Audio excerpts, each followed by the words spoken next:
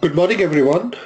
Let's do a review of what we had studied yesterday first, and then let's extend this to see how waves would happen within the medium where there is going to be a reflected wave.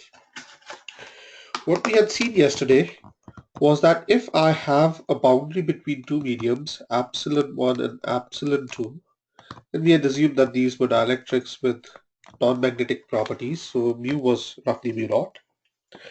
I have a wave which is coming in with an electric field EI. I would create a transmitted wave with electric field ET and a reflected wave with electric field ER. We had said the magnitude of ER would be equal to EI times reflection coefficient R, such that R is equal to eta 2, the wave impedance in medium 2, minus eta 1 by eta 2 plus eta 1, and E transmitted was EI times T, where T was 1 plus R. If I just substitute it, we get 2 eta 2 minus eta 1.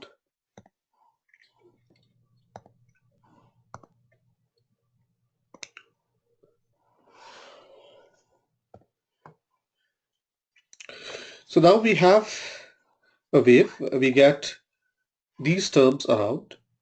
So we have a reflected wave and a transmitted wave, and the reflection coefficient is going to be given by the term eta 2 minus eta 1, and the transmission coefficient is going to be here. We had also seen that this reflection coefficient R could in principle be imaginary, could in principle be complex, and thus we had said that it was magnitude of R with some complex term ej phi. We had represented in terms of phasor. And we had said that we had observed that this magnitude of R had to lie between 0 and 1. When does the magnitude of R is equal to 1? When eta 2 or eta 1 is equal to 0. And when this is equal to 0 is when eta 2 is equal to eta 1. Again, to get to these conditions, we had an axis Z, and we had said that this is equal to 0. We had put the boundary between my two mediums as the origin of the axis. And by putting that, the E minus j beta z terms, the terms which which tell us how the waves are going to propagate, those terms uh, do not come into the picture when we were calculating these values of R and T. Let's extend this further today, and let's figure out what that wave looks like in the medium 1. I have a forward going wave, which is my incident wave, and a backward coming wave in minus z direction, which is a reflected wave. What does it create inside? Obviously, if you remember your first year Young's double slit experiment, you know that if you create two waves and you let them interact in the common space, there is going to be some interference pattern created. There are places where the two waves are going to be in phase with each other, meaning that the amplitudes are going to be maximum for both of them at that same time. And there could be other places where the phase could be out of sync with each other. So you expect to create some maximas and minimas within that region. And this is called standing wave ratio. So let's understand what this standing wave ratio is going to be for our structure here, for our case here. Again, we have a material epsilon 1 with a boundary of epsilon 2. We have a forward wave coming And we are doing all the calculations in EI, so we're just going to call it as a wave EI. And this wave we now know, if the magnitude is EI, then we know that mathematically I'm going to write this wave as EI, E minus j k1z, where k1 is the propagation constant in the material 1. So k1 is going to be omega square root of mu naught epsilon 1. So I have a wave which is magnitude is going to be given in this way. This wave is traveling in in plus z direction. So in the propagation term I have minus. Again, remember we have this in opposite direction. And we had said this is x direction. So my axis is z in the plane, in the propagation plane, x outwards, and y coming in and out of the boat. With respect to that, I create a transmitted wave, ET, and ET is going to be now my transmission coefficient T, EI, E minus J, but now I am traveling in medium 2, so it is going to be minus JK2Z, and it's still going to be pointing in X direction. And with respect to that, now I have a reflected wave coming backwards towards me. This reflected wave we had said was ER in magnitude, so we called it R times EI. So the magnitude of electric field would be R EI. It is now traveling in medium 1, but it is traveling in the minus z direction. And since it's traveling in the minus z direction, the propagation constant would be j k1z. And it's still pointing in x direction. That would be the electric field which I see here. If I go to any arbitrary space z, if I go to any arbitrary position, again my z-axis is here. If I go to any position z here from the origin, this is where we had said z is equal to 0. And in this specific case, if let's say I want to go some length L behind the interface, then this z would be minus L. And at that place, the total electric field I have,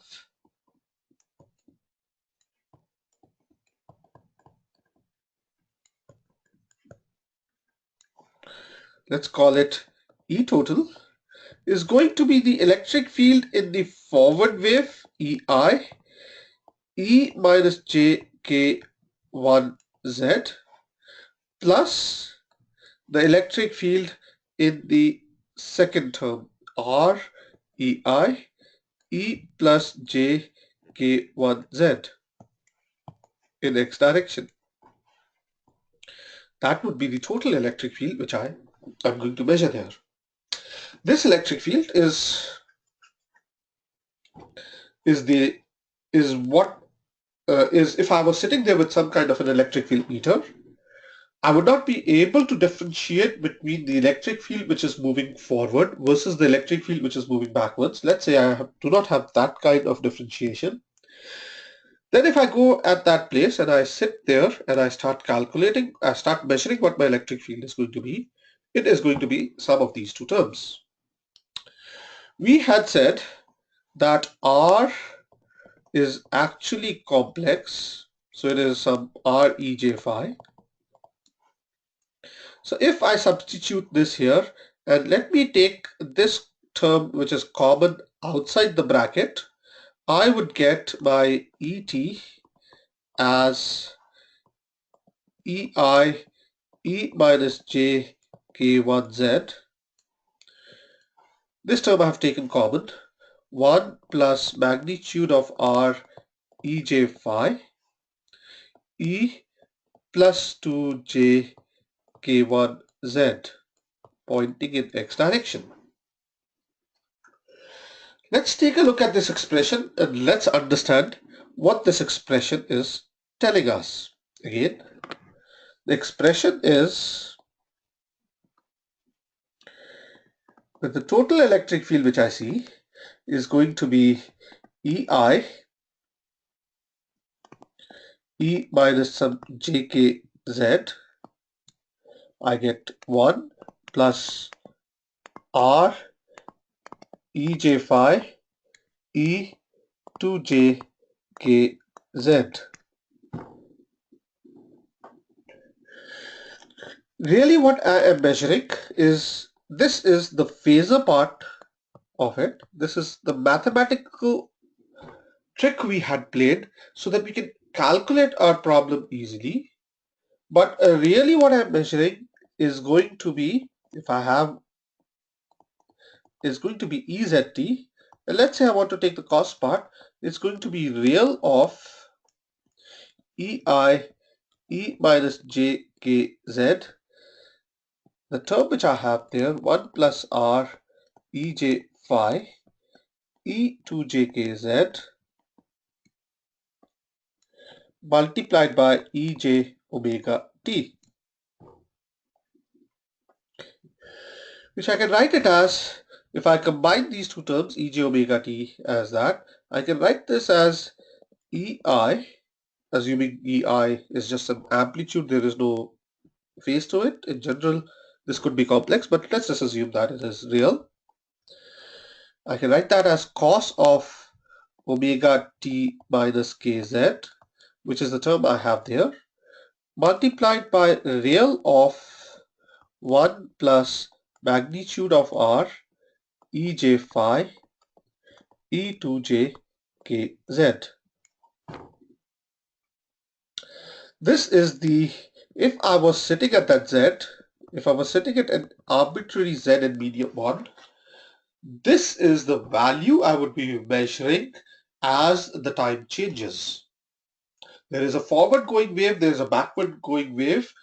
The forward going wave has its own amplitude. That amplitude is changing with time. The backward going wave has its own amplitude, which is also changing with time. So when I sit and measure it completely, this is what I'm going to end up measuring. Let us understand what is this. I want to calculate what is 1 plus R ej phi E2jkz. So if I take a look at that term, I have a term 1 plus magnitude of R ej phi plus 2kz. Again, we had said this magnitude of R varies from 0 to 1. If I take a look at this, if I just take a look at this term over here, this term is nothing but a vector in real and imaginary space. There is an amplitude to this vector and then there is a phase to this vector. So this term is nothing but a vector which has a magnitude of R and it has an angle which is going to be given by phi plus 2kz. Just going back to the complex numbers. That's what that term is. What is this here? This term is basically saying that instead of the vector being at 0, if this term was not present, if this term was not present, then this vector which is there would have been centered at 0. What this 1 plus term has said is that this vector, instead of being centered at 0, is now centered at 1. This is nothing but a shift of origin.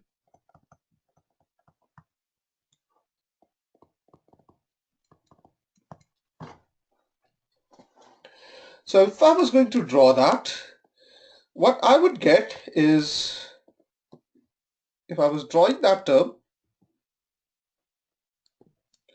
let's say what happens at z is equal to 0. and z is equal to 0, that vector is 1 plus r ej phi. So instead of being centered at 0, this is centered at 1, is a vector of magnitude r, and makes an angle phi. I've arbitrarily drawn that vector. That makes a vector phi. Indeed, that's what that vector is to begin with. Now if I go to a different point, z is equal to minus L,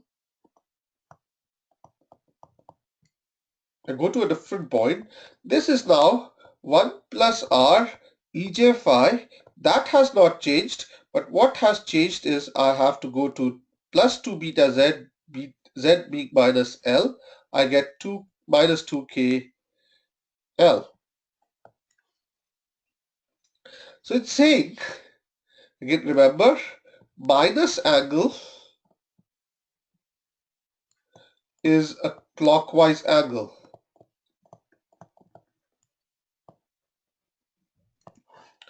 So it's basically saying, as I go to a different value of L, the angle has changed from psi.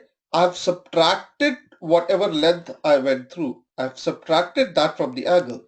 So if I go to an angle L, I start from here, and from this psi, I subtract my 2kl, I go back 2kl. If I go back 2kl from there, the vector has shifted its position. If I go to a longer distance L, this would have now shifted here. If I go to a longer distance L, it shifts there. What is this vector doing as I'm going to different Z? As I am going to different Z, this vector is going to be turning around in a circle. As you go to different values of Z, so right at when I have this material, right here, the vector is going to make an angle of phi. As I go to L1, as I go to a different distance L2 or L3, as I go behind, this vector keeps on moving around in a circle. What we are interested in is not this vector, but what we are interested in is calculating the real part of that vector, 1 plus r e j phi minus 2kl. And now if you notice, the real part of that vector is given by this length here. When I have z is equal to 0, when I go to certain distance z here, this real part has now moved forward. When I go here, the real part has moved backwards. As I move along the circle, the real part comes down, then it goes here, and then it comes back, and then it keeps on going around in circles like that. So one thing you notice here is that when you go to this point at this place, your real part, that vector 1 plus r, is going to take the maximum value it can take, and if I go in the back, it's going to take the minimum value it can take. Again, let's draw it one more time just to make sure this is clearly understood. We had said that there was a vector which had a magnitude of r and starting with an angle of psi. As time changed, this vector would go around in a circle. When it hits this point, that vector is going to take maximum value. And if it takes maximum value here, it tells you that the magnitude of EZT, which I have, is going to be maximum at this Z. And at that place, the vector is going to take minimum value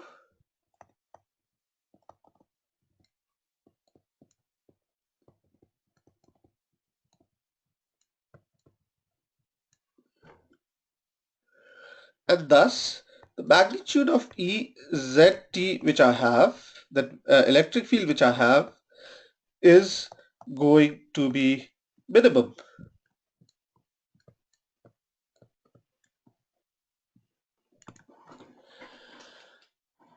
So what is now happening is that there is a wave created. There was a wave which was going forward. There's a wave which is coming backwards. These two waves are interfering. The amplitude of the electric field, maximum amplitude of the electric field which I see, keeps on changing as I go to different points.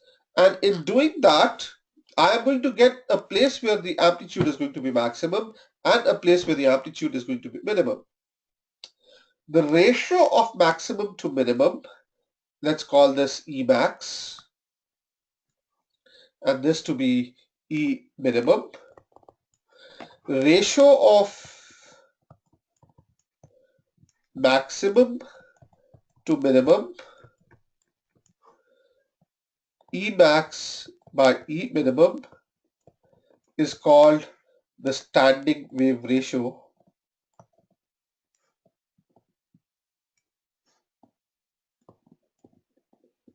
or SWR, or many times just written as S. If you notice now, this is centered at 1. This, the length of this vector is magnitude of r. So the maximum value this vector is going to take here is going to be 1 plus the length of that vector, which is magnitude of r. And the minimum value it's going to take here is going to be 1 minus r. So the maximum value of the vector at this place, the maximum value of the vector is going to be 1 plus magnitude of r, and the minimum value here is going to be 1 minus r, magnitude of r.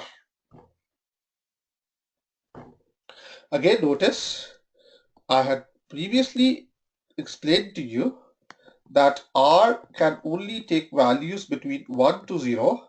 So this circle which is here has to be on the left side of origin. If this is the origin, that circle has to be on the left side, or at max what it can do is just touch the origin. So the standing wave ratio now becomes E max by E min.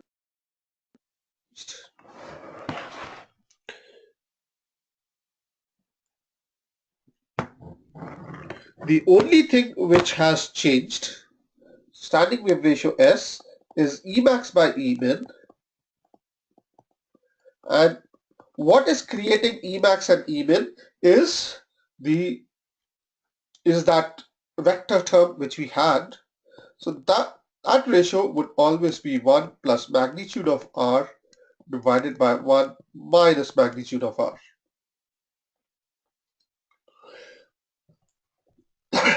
Let's consider, we know magnitude of r goes from 1 to 0. Standing wave ratio would go from, when r is equal to 0, standing wave ratio would be 1, and when r is equal to 1, magnitude of r is equal to 1, standing wave ratio would be 1 plus 1 divided by 0 would be infinity. So standing wave ratio varies from 1 to infinity. What is 1? 1 tells you that E max by E min is equal to 1. You do not see any Z variation. You do not see a variation of maximum amplitude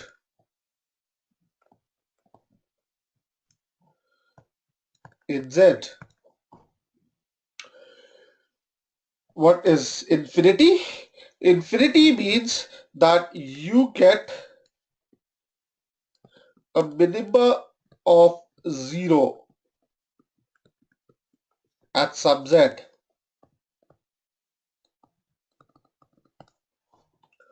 which means you have perfect destructive interference. The two waves cancel each other out at that Z. You have perfect destructive interference.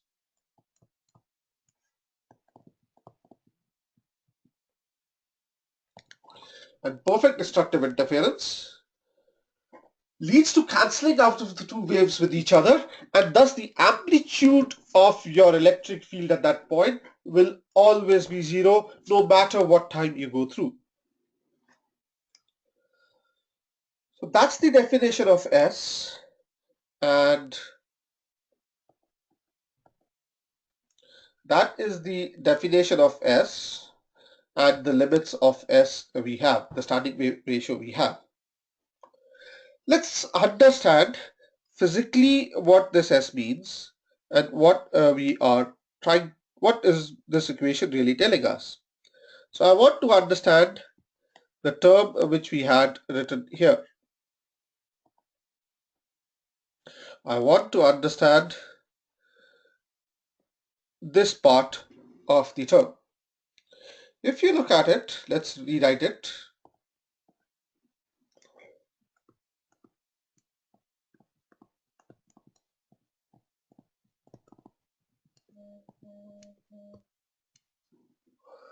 We have said that the electric field as a sum of the two waves is going to be sum EI cos of omega t minus kz, and then real of 1 plus magnitude of r ej phi e 2j kz.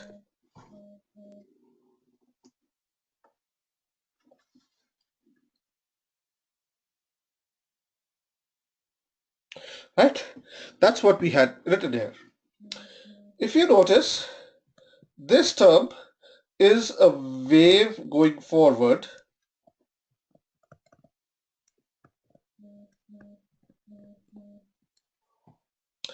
and this term, as we have already seen, is a variation in Z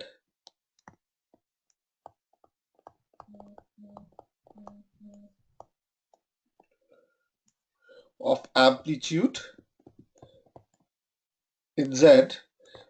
As you're going to different points in Z, this vector, the real part of that vector, keeps on changing its value. So you basically see that there is an amplitude variation which is happening in Z further with respect to that. And this amplitude variation which is happening in Z is never changing in time.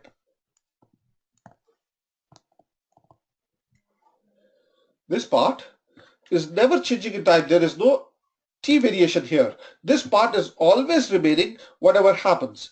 If I was plotting with respect to Z, and again we are going in the negative Z direction, Z is equal to 0 here. That part, as you can see, it is varying in some form. That part would go something like that. Some variation which you see, which is going through that. This is your vector variation which I would get there. And on top of that, I have a cos omega t minus kz, which is going forward. Again, as we had talked before, how do you multiply it? You take this function, you take a function which is below, you make an envelope, and then with respect to that inside, you have a variation. This is your Emax. This is your Emin.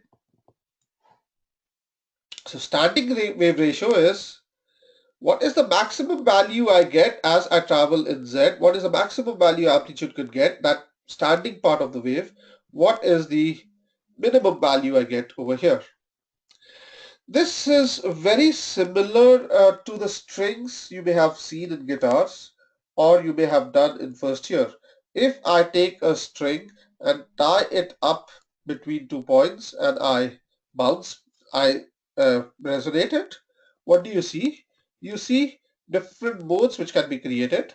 The string is going to be oscillating around this way, or the string is going to oscillate this way.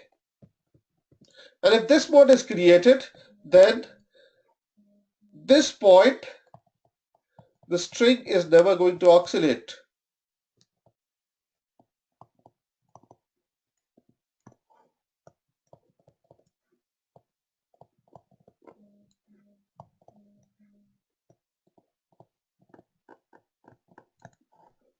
At that point, the string is never going to oscillate. That point is a standing wave which has been created there.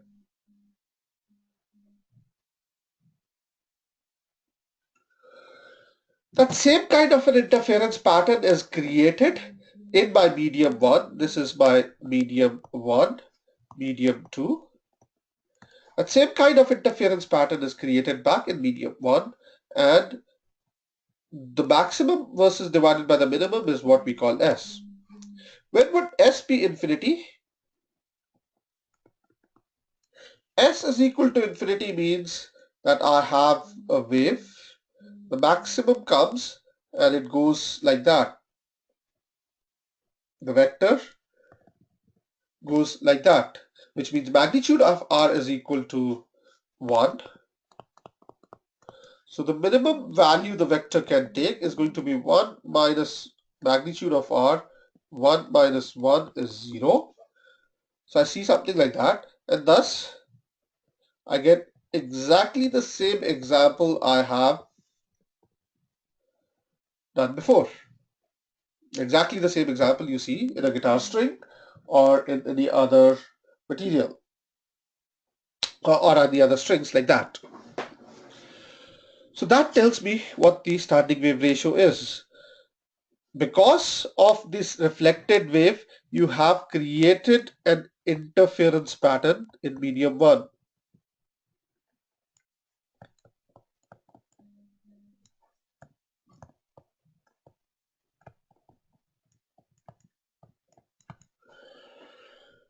Now, the question comes is, at what value of Z would you get a maximum?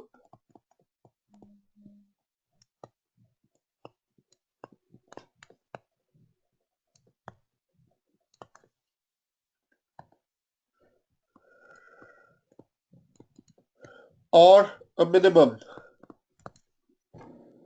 But before we answer that question, let's look at that vector again. It said it's centered around point 1 with a magnitude of R, making an angle of phi, and as I go to different points behind my boundary on medium 1, this goes around in a circle in a clockwise way.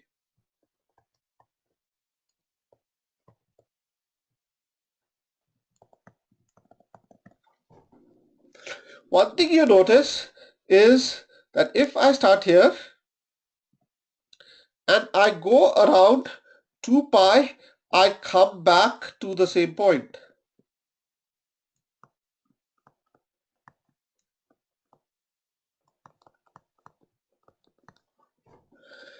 Things will repeat themselves every 2 pi. Whatever is the magnitude of E I start in the beginning, that magnitude of E will repeat itself as things will repeat every 2 pi. Whatever is the magnitude of E I started, if I go an angle 2 pi behind, I would come back to the same point. I can come back to the same magnitude of the vector, so the electric field vector should become the same.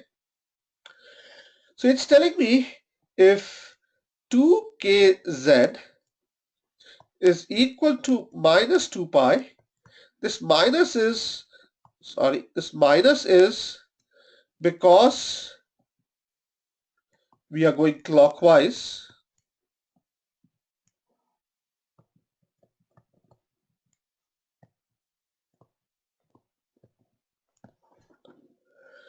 You repeat. When 2kz is equal to minus 2 pi, you start to repeat your answer. So if we substitute this, let's look at what would it be in terms of length. K we have said was 2 pi by lambda, so is minus pi. Pi will cancel out. Or Z is minus lambda by 2. And a very surprising results come. Every lambda by 2, half the wavelength in that medium, every lambda by 2, the magnitude of E will repeat. The magnitude of E will be the same.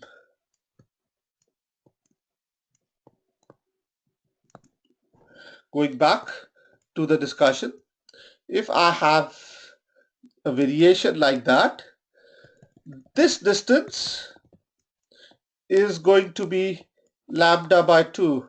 This distance here is going to be lambda by 2. And a common mistake students make is that they think this distance is going to be lambda. This is not lambda. This is not the wavelength. The distance where things would repeat themselves in the interference pattern would be lambda by 2, not lambda. Why is that? If you think about it, well, what has happened? This is Z is equal to 0. We have been doing this with maths, but let's think about it physically. Let's say I go a distance of lambda by 2. I start with a wave. This wave travels forward lambda by 2. Part of it gets reflected back and comes back lambda by 2. And then there is a wave created. If you look at it, the phase difference between these two waves is lambda.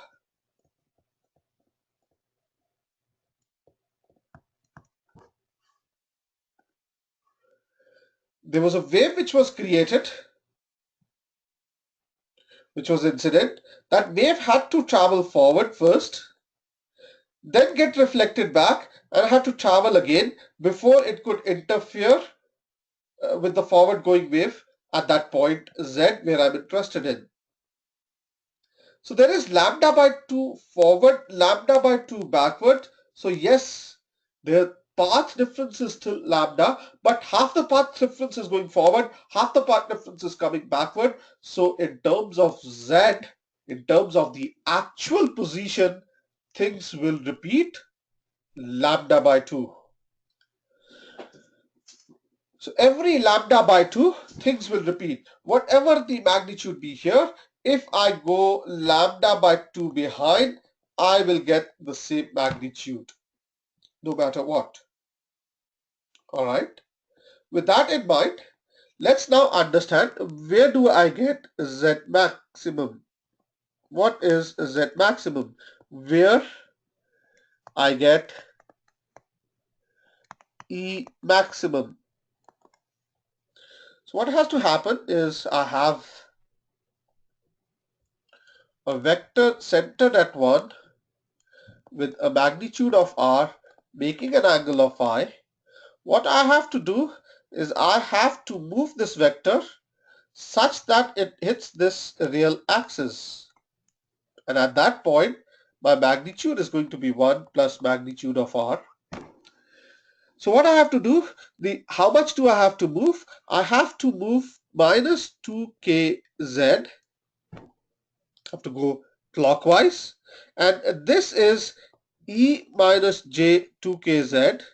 I have to move that equal to the phi vector I have, the phi meaning the phase in the reflection coefficient I have. So Z will be minus at Z, Z max would be at this Z, and this would be minus psi by 2k, or minus psi by 2, 2 pi by lambda. So I can write it as minus lambda by 4 psi by pi.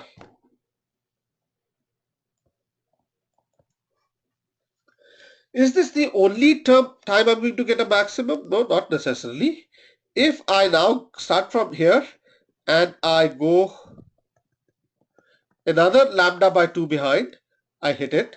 So Z maximum would also be this, plus minus lambda by 4 psi by pi minus lambda by 2.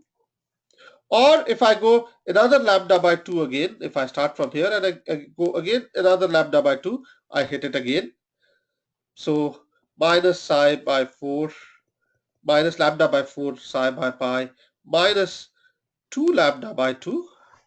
So in general, my Z max is going to be given by minus lambda by 4 psi by pi minus some m lambda by 2, m being an integer.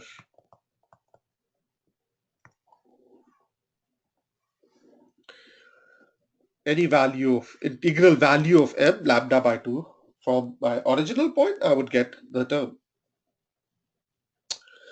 Where would I get Z minimum? Where I have E minimum. Again, going back to the vector, I start with original xi. I have to move this, and then I have to move over here. So I have to move psi and then minus pi.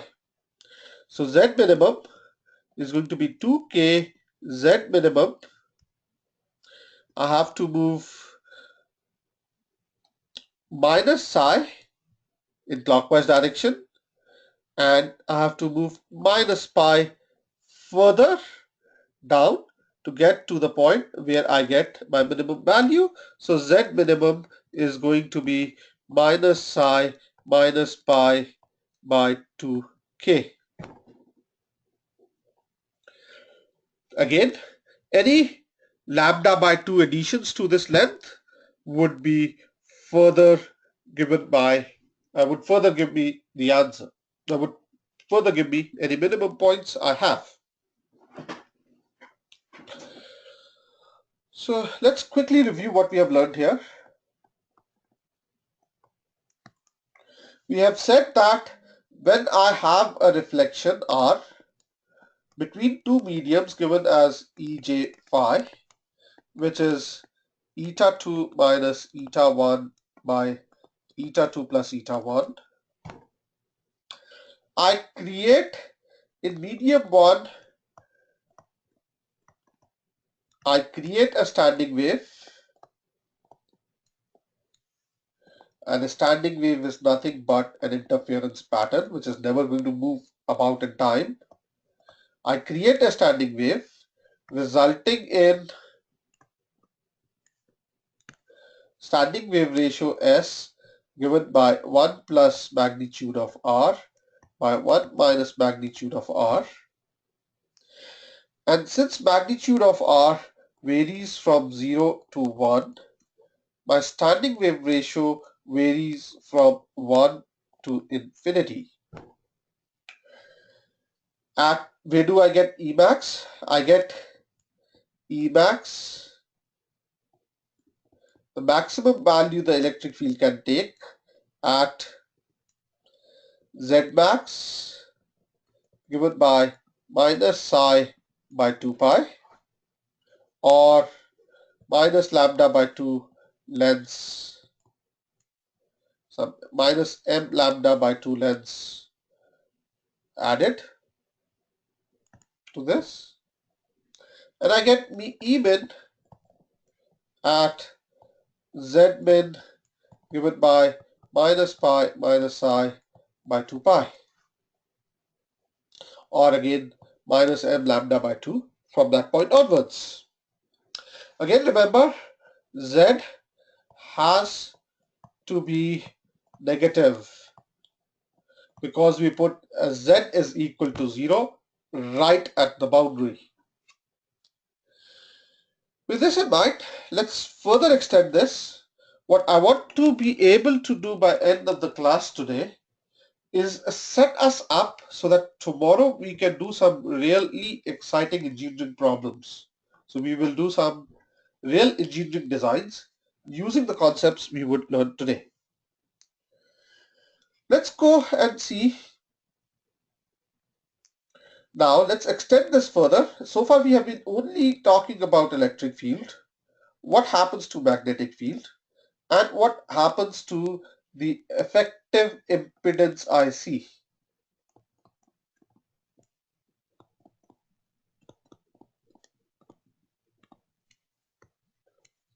And this term is normally called input impedance.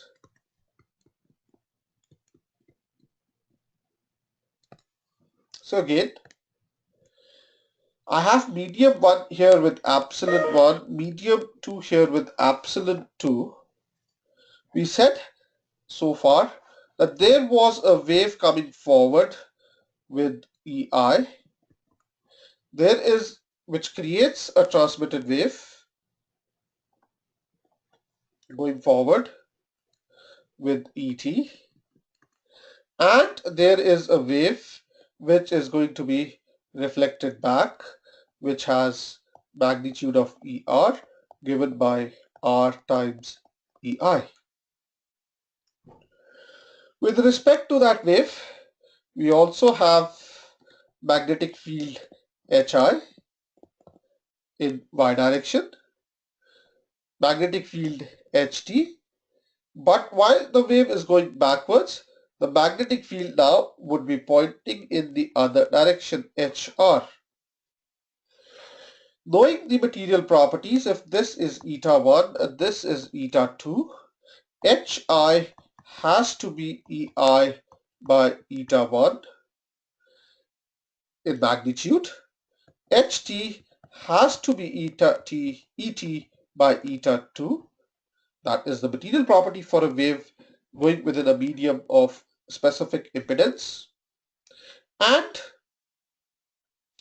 HR in magnitude has to be ER by the medium it is in, and the medium is still eta 1.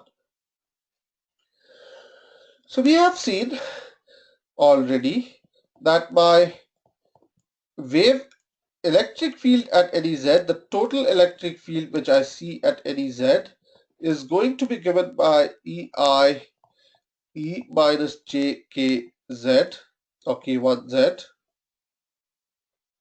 in x direction. Plus we had said RER, which we had said was REI E plus j k1z in x direction. Similarly, the magnetic field which I now see, Hz, at that place, is going to be Hi E minus j k1z in y direction. But here instead of plus, it's going to be minus HR E plus j k1z in y direction. We had defined eta to be E by H. So if I was sitting at this Z, the eta which I would measure at that Z is not going to be the eta of the medium itself. I am measuring this Ez at that place and Hz at that place. So at Z,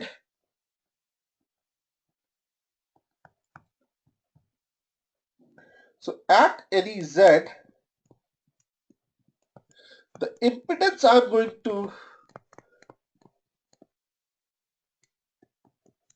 I am going to observe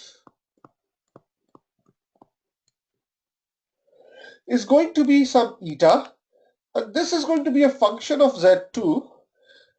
It is going to be the E total Z I measure by H total Z I have.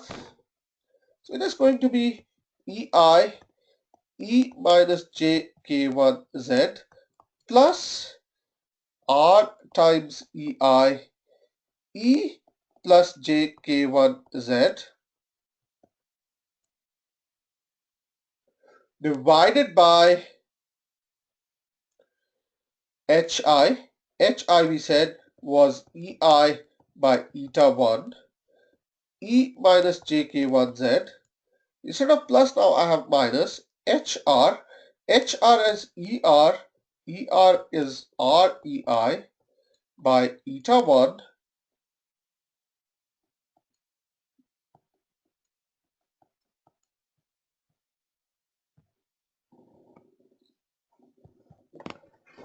sorry, this my computer is not okay.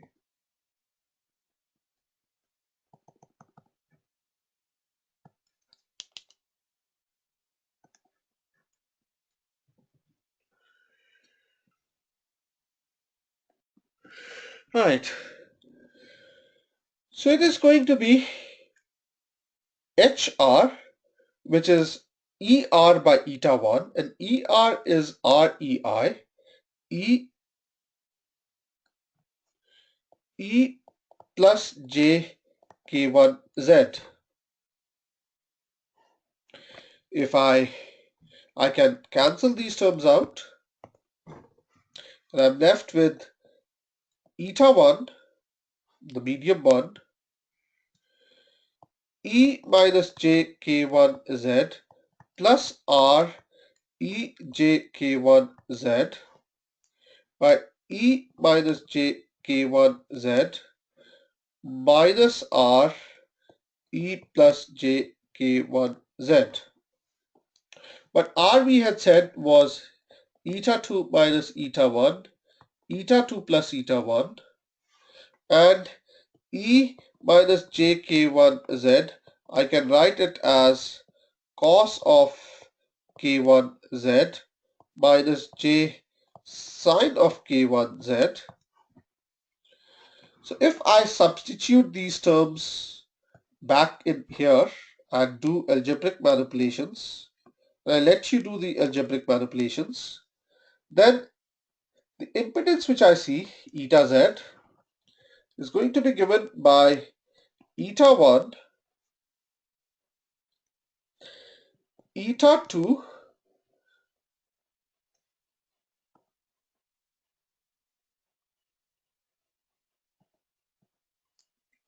plus eta 1 j tan of k1z by eta 1 plus j eta 2 tan of k2z. Just let me just quickly think about it in a second.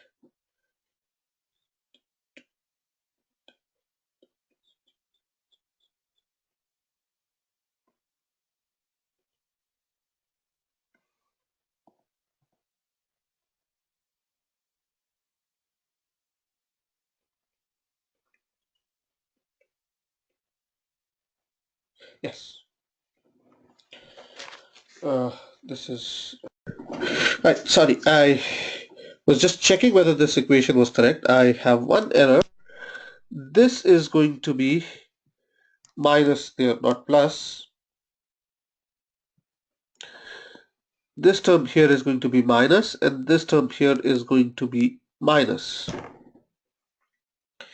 So eta z is going to be given by a term which looks something like that. I am interested in two parts here. I'm interested in understanding what happens at z is equal to minus lambda by 2. I'm interested in two parts because as we will do some engineering devices tomorrow, some real devices which we can fabricate and build and which help us our lives a lot. We'll talk about it in tomorrow in detail. Would use these two concepts. So what happens at z is equal to minus lambda by 2? If I take a look at the term tan k1, that is 2 pi by lambda 1 z or lambda, 2 pi by lambda minus lambda by 2 is tan of minus pi, which is 0. So eta at z is equal to minus lambda by 2 is going to be given by eta 1, eta 2 minus 0 by eta 1, or is going to be eta 2. So if I go and look at this strange result we are getting, if I have two materials epsilon 1 and epsilon 2, I have some reflection coefficient here. The reflection coefficient here R is going to be eta 2 minus eta 1, eta 2 plus eta 1. If I go lambda by 2 behind and sat there and saw that there is a wave coming back, how much would the wave be reflected?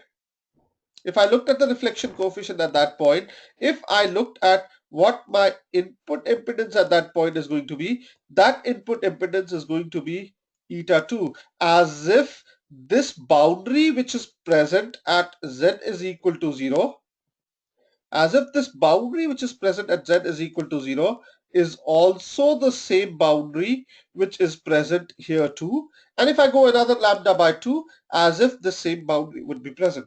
If I was sitting here and measuring my reflected wave for the incident wave which I have put in, to me it would not matter whether the boundary is here or here. To me it would look like as if the boundary was just present there itself. And every lambda by 2, that would repeat itself. Alright, what happens at z is equal to minus lambda by 4? If I consider tan k1z, that becomes tan of 2 pi by lambda, lambda by 4, which is tan of pi by 2, which is infinity. So if I now calculate my eta z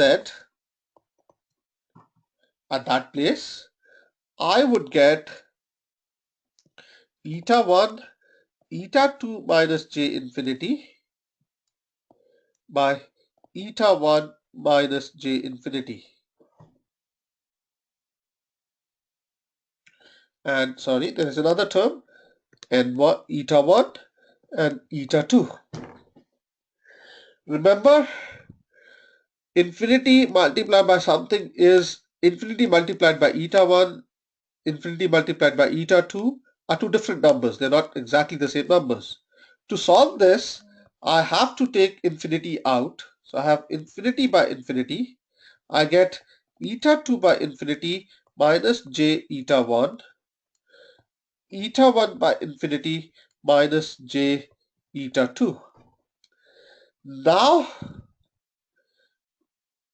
this number is 0, this number is 0, so this is equal to 0, this is equal to 0, and thus my term, and this term here is equal to 1.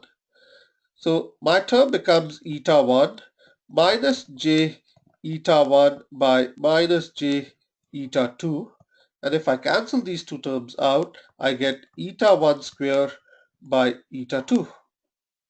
So at z is equal to minus lambda by 4, I get my input impedance. If I was sitting there, that impedance would look like as if I was on a junction, created on a load on a junction, which has, instead of having an impedance of eta 2, it has an impedance given by eta 1 by eta 2 square. And if you notice, this is inverse of eta 2. At lambda by 4, things will be inverse. At lambda by 2, things would be exactly the same.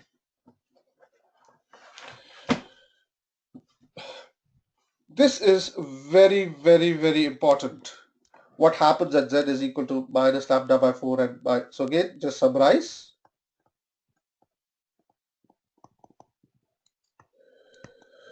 my eta z at any place, if I measure my electric field and the magnetic field completely, is going to be given by eta 1, eta 2 minus j eta 1 tan k1 z by eta 1 minus j eta 2 tan of k2 z k1 z at z is equal to minus lambda by 2. This is going to be exactly eta 2. It's as if I had a junction between a medium of eta 1 and eta 2 right at minus lambda by 2. Again, things keep on, please remember, things will keep on repeating every lambda by 2. And if I go eta z is equal to minus lambda by 4, this is going to be given by eta 1 square by eta 2. These two are very important concepts. We will see the effect of these concepts later on when we start to tomorrow's class. Tomorrow's class is, I hope, is you're going to be very excited about tomorrow's class. We are going to solve some real engineering problems tomorrow. One problem we are going to solve is saving a radar.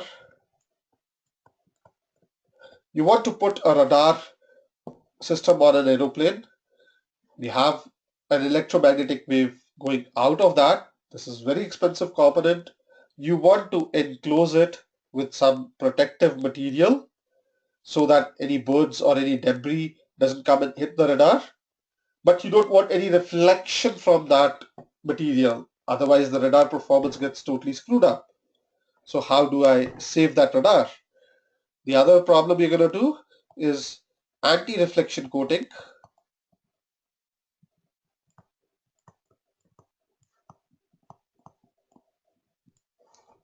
And high reflection coatings.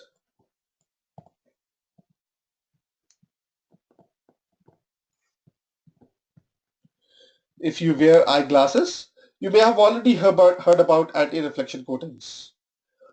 How are we going to, how do those work? How can we design them? We're going to take a look at those. And then finally, we're going to take a look at high reflection coatings.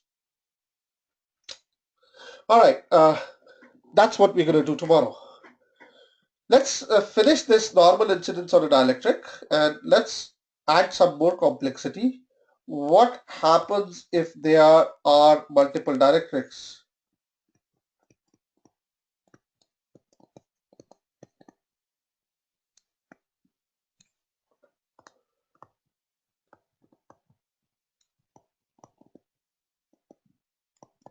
So far we had two dielectrics. What happens if I have epsilon 1, epsilon 2, epsilon 3? What should I do? Well, now you cannot directly use those reflection coefficients as you had done. There are two methods you can follow. The first method is always call the furthest most point, the most rightmost point, the furthest most after which there are no reflections, to be z is equal to 0. Let's say this is 1. I would have a wave which would be traveling in E2 and a wave which would be reflected back here and a wave which will travel in E3. If I'm calling this to be 0, I have eta 3 here, eta 2 here, eta 1 here. Then I know that if I have E2, I will have, let's call it R2. I will have R2 times E2, which is going to be reflected back. And then there is going to be some terms there in too. So if I have that, then my boundary conditions dictate that I have R2. And because I'm calling this to be Z is equal to 0, my R2 wave is, R2 magnitude is going to be eta 2 minus eta 1 by eta 2 plus eta 1. Let's assume that this middle dielectric is some length L. So now the condition which I have is as follows. I put Z is equal to 0 here. Right at that place, because I've called it E2, I have E2 wave coming in, and I have E1, E2 times R2 times E2 wave going out. And going further down is E3, which is T2 times E2, and T2 would be 1 plus R2. Again, remember plus, not minus. Then what is happening is, this is because what I am calling Z is equal to 0 to be here. There must be a wave which started and a wave which came back here. Again, remember, when I'm going backwards, at that point, I have now Z is equal to minus L. And Z is equal to minus L tells me that this wave, the wave which is going forward, the wave in general which is going forward is E2 E minus J K2Z. So the wave which I see here, this reflected wave which I see, this forward wave is going to be E2 E minus J K2 minus of L. Z is minus L. So this is E2 E plus J K2L. That's the wave which I see there. And the wave which I see in the back, the backward reflected wave in general is R2E2, the magnitude, E plus JK2Z. And thus, at that place, my backward wave is going to be R2E2 E, but Z is minus L minus JK2L. What does this physically represent? This is because I call the wave right at this boundary.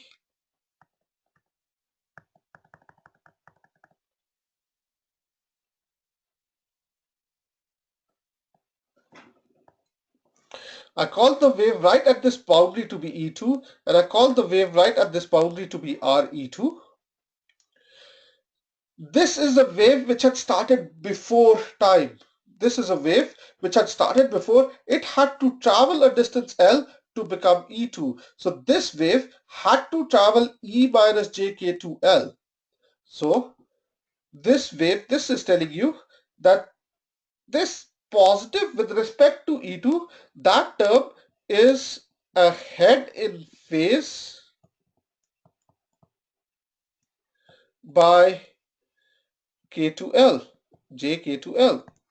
It's ahead in phase by that much.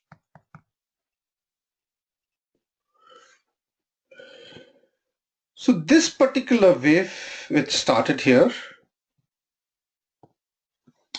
this particular wave had to travel a distance of L to become E2. So this wave is ahead in phase of the other wave by K2L. Whereas the second wave is starting as RE2 here, travels a distance of L. So this is behind in phase. That minus is telling you it is behind in phase. It's trying to catch up to that, right? So that's what it's going to happen. Let's make this figure a bit clearer now with the information we have. We have said that there is a wave here which is E2 and a reflected wave R2E2 and a transmitted wave T2E3. And when I go distance L behind, I have E2 E plus J K2L and a reflected wave which is R2E2 E minus J K2L. Now, this is what we have called Z is equal to 0. This is Z is equal to minus L. Well, when I'm solving for this side, I can now put another argument, I can put another value z prime and call it z prime to be 0. So in that case, I have a wave which is traveling as E1 plus, or E1 coming in, and then there is a reflected wave ER. And now the boundary conditions tell me that EI plus ER has to be equal to E2 EJK2L plus R2 E2 E minus JK2L. And so if I'm calling this to be reflection coefficient, I say 1 plus R EI has to be given by E2 EJK2L plus R2 E minus JK2L. And from there, I can calculate the values of, I can try to calculate the values now. Now to calculate value of R, this is something which I do not know. This is where I can now use my impedance. I have the same material. It looks like to me as if the impedance I'm going to see here is going to be some, let's call it, I have eta 1 here, eta 2 here. So the input impedance which I see at that point is going to be eta 2. And now it looks like that eta 2 is connected, let's call it eta 3, eta 2, and eta 1. So the input impedance I'm going to see there is going to be eta 3.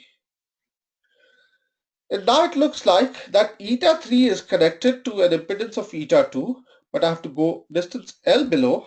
So the input impedance I see here, eta in, let's call it eta in prime. Eta in prime is going to be given by my relationship of the characteristic input impedance is going to be which material I am in, eta 2. What is my effective load, eta in, minus j eta 2 tan of kz divided by eta 2 minus j eta in tan of kz. And now it looks like to you as if you have a medium of eta 1 connected to eta in prime. So the reflection R which I'm going to see now is going to be eta in prime minus eta 1, eta in prime plus eta 1. That's how I can calculate the reflection coefficient. Once I know this coefficient, I can go back. I can substitute the coefficient here. Once I know this, I know the input value. I can calculate E2. E2 now becomes 1 plus the reflection coefficient I see there divided by EJK2L plus R2 E minus JK2L. I can get the value of E2. Once I know the value of E2, I can calculate the value of E3. So if I have multiple boundaries, what I have to do is two-step process. I have to put the waves inside the two steps. I have to go to the last boundary which is there, call that to be z is equal to 0. Do my wave impedance there, so I know what the values of R is. Then based on these waves at that place, based on the waves at this place, and I have to infer what is the waves at the previous boundary and use a boundary condition at that place now. So I have EI plus ER is equal to that. Here I can do two ways. I can calculate the input impedance seen at that point. So it looks like as if I have a medium of eta 1 connected to a medium of eta in and use that to calculate my reflection coefficient. But if I do not want to do that, the other option for you is now define what the H terms here are going to be and calculate those H terms. I'll give you some questions in the text in the exam. I'll give you some questions to practice for these multiple dielectrics. One of the things we're going to see tomorrow is a multiple dielectric, which is a anti-reflection coating. All right. Last point for today is what would happen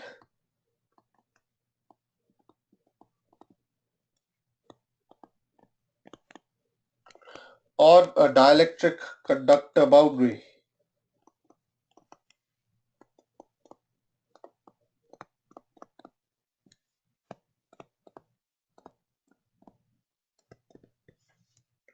What would happen at that place? So let's say I have a dielectric,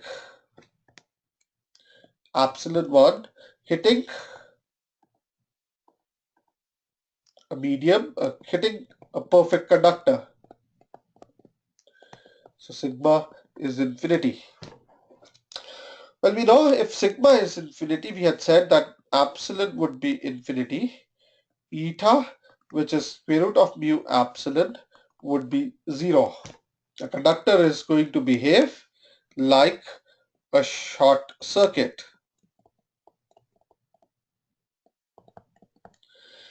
What happens to voltage in a short circuit?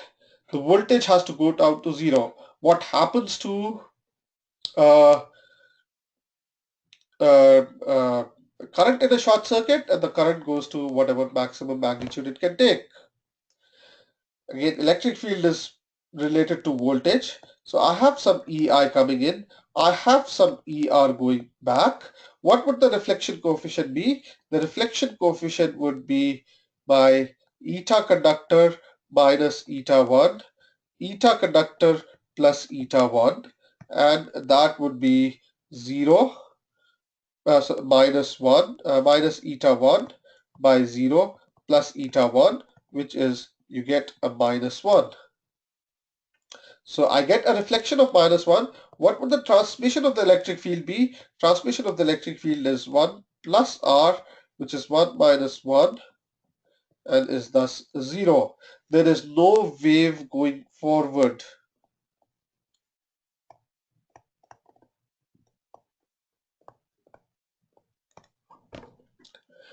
All the wave is reflected back, and in reflecting back all the wave, also you are ensuring the electric field at the boundary is a 0.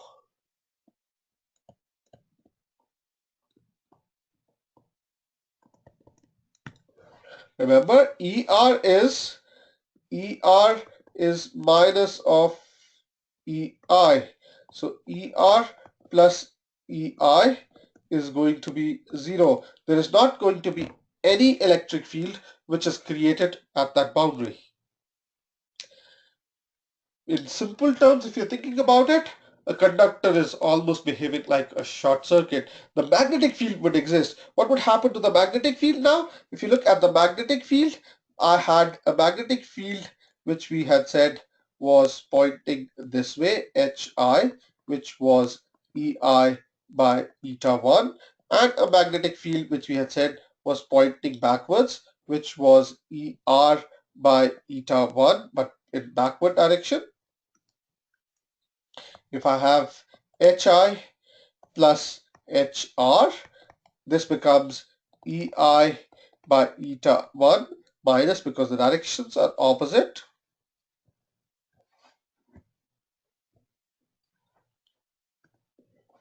minus ER by eta 1,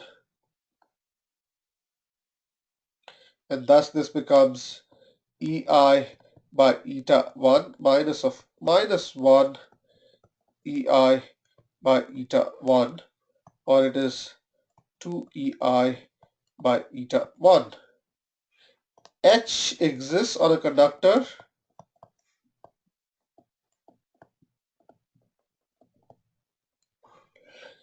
E goes to 0,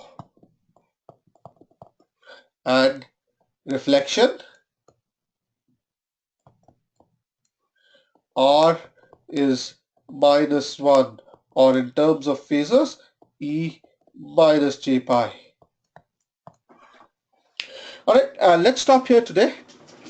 With these basic background we have done for what waves do with normal incidences, tomorrow I'd like to show you some engineering applications and we'll go and we'll design few things. So hopefully tomorrow's class is going to be quite exciting class. I'll open myself to questions. I'll stay here till there are any questions. If you have any questions, I can answer them. Otherwise, I see you tomorrow. Bye.